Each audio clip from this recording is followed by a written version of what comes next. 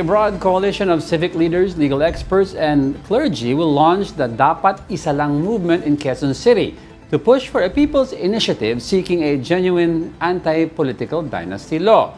For more details, we have mobile journalist Arles de los Santos.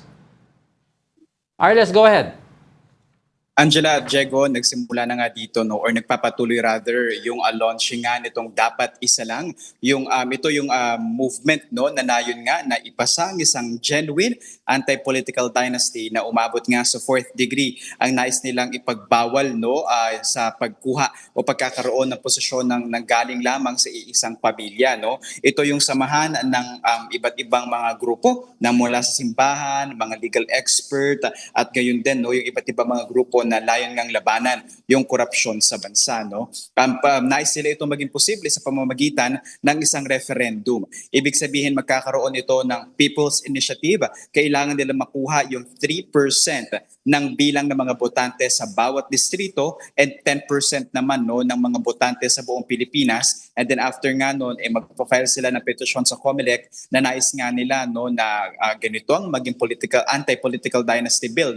At yun nga yung pagbobotohan naman ng COMELEC hanggang sa ito ay maging isang ganap na batas. Pinapayagan yan ng ating konstitusyon sa ilalim ng People's Initiative na kung saan hindi na nga kailangan na dumaan sa Kongreso o sa Senado yung nais ng mga mamamayan, kagaya na lamang nitong sa anti-political dynasty bill. Nasa huling tala natin, at least sa Kongreso ay nasa 22 bills, yung political dynasty bill na nakahain, pero yung working bill or yung pinaka-draft nila ay yung hanggang second degree of consanguinity and affinity lamang. Yung pinaka-design nito, yung if you remember it right, yung kay Representative Sandro Marcos at kay Representative Bogie Dino na yung ilan nga ay ikinadidismaya dahil tila nililegalize lamang nito yung anti-political yung political dynasty rather sa ating bansa, at kung saan nga magkakaroon pa rin ng concentration sa power yung mga namumuno.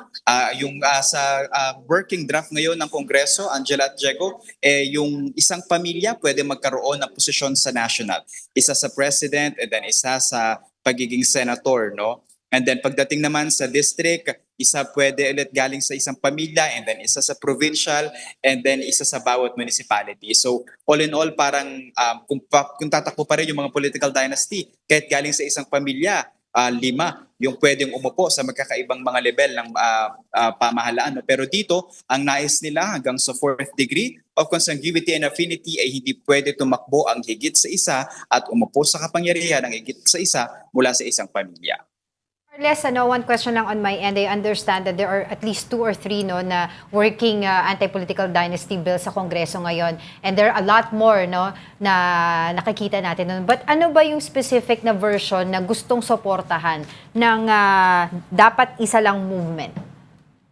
Sa kanila, Angela, talaga yung 4th degree of consanguinity. Hindi pa natin nakukumpirma kung alin sa 22 bills na yun yung nais nilang suportahan. Because if we are going to count, Angela, yung 22 bills na yun na inihain sa Kongreso, meron doon ilan na nag-withdraw. Yan yung nanggaling sa Makabayan Bloc at yung kay Congressman Ege Erice ng Caloocan na winidraw nga yung kanilang bill dahil parang kalabas-labasan na nais itong i-consolidate and maging working bill na lang nga yung kay Representative Bogie D and kay Representative Sandro Marcos na yung iba naman ikinadismaya dahil nililegalize nga lang daw yung anti-political dynasty bill. And after that, after withdrawing their bills, ipinahayag naman ng mga mababatas na ito mula sa Makabayan Bloc at Akbayan yung kanilang posisyon dito na tila hindi nga sila natutuwa. Pero at least dito, Angela, actually meron sila mismong halimbawa dito ng kanilang referendum na gustong ihain dito and nais nga nilang i-define yung political dynasty bill mismo. Dapat bawal daw talaga hanggang sa 4th degree of consanguinity. Isa lamang sa national at isa lamang sa local post para magkaroon ng pagkakataon yung publiko na mamuno sa kanilang lugar. Dahil sa 90% daw sa isang pag-aaral, 90% ng mga distrito o lugar sa Pilipinas ay pinamumunuan nga ng mga pamilya na nanggaling sa political dynasty. Maraming salamat sa iyong oras. That was our mobile journalist, Arles de los Santos.